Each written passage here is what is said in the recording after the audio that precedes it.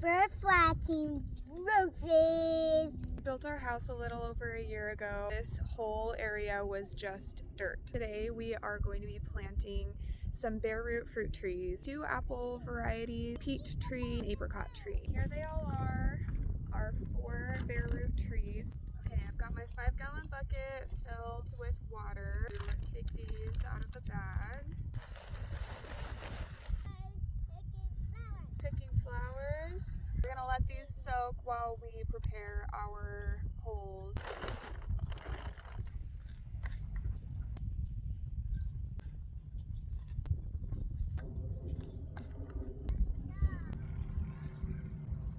My hole is wide, it's not very deep. I want to make sure that the hole is plenty wide enough for all of the roots to grow out. Since we have thick clay soil, the sides of the hole tend to create what they call a clay pot. I'm going to score the sides of the hole so they're not just this smooth wall for the roots to try to penetrate.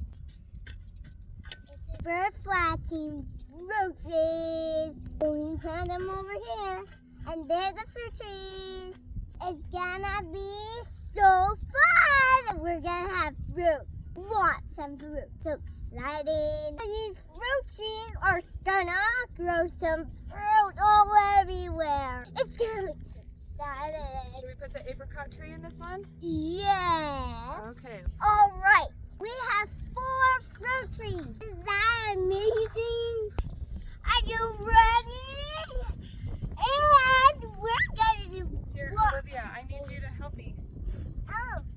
I need to make the hole a little bit wider because I don't want my roots to be turning and develop a habit of turning around. Apricot is so good for our tummies. This hole is plenty wide now. We don't have any roots that are going to want to turn. We're going to go ahead and backfill this with native soil.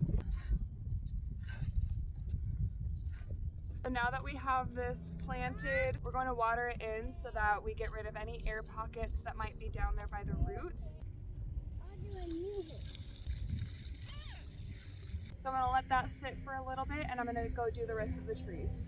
So now that I have all of my trees planted, I'm going to add some compost to the top layer. I didn't add any into the planting hole, just on top, and then I'll cover that with a layer of mulch. This I got from our wood chip pile. On the inside, it ended up composting down, creating this nice, rich, fluffy compost.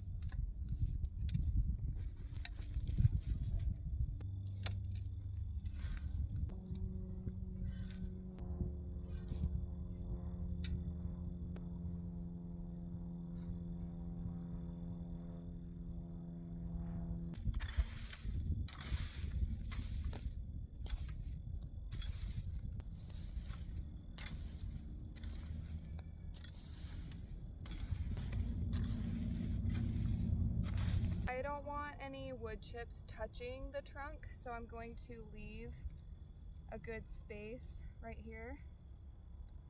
I'll finish that with the rest of the trees and then we'll come back to prune. So since this tree doesn't have any branches, it's what people call a whip. This is my apricot tree, so it's a stone fruit. I'm going to prune it so that it is an open crown. So for my stone fruits, I want the lowest branches, the scaffold, to start right about my waist height. I'm just going to measure this, find a couple good nodes here that are going to end up being branches, and I am going to cut it off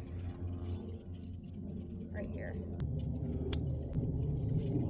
So this one is my Honeycrisp Apple tree. This one's not going to be the open center, it's going to be the center leader style. It does have a couple tiny little branches. I'm just going to nip all of these off. And then I'm just going to leave the rest of this one alone because I want it to grow, and then next winter I'll prune it to continue that modified center leader style. This one is my peach tree. The variety is O. Henry Peach. This one came with lots of branches, but we're going to get rid of a lot of them. Again, another stone fruit variety. I want it to match my apricot tree as far as where the scaffold starts. And I'm going to see where my waist level is. We have quite a bit of branches above that. I'm gonna get rid of all of these lower branches.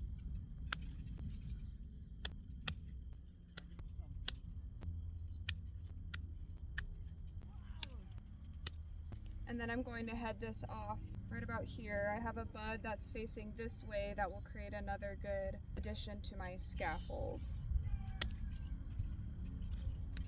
There we go.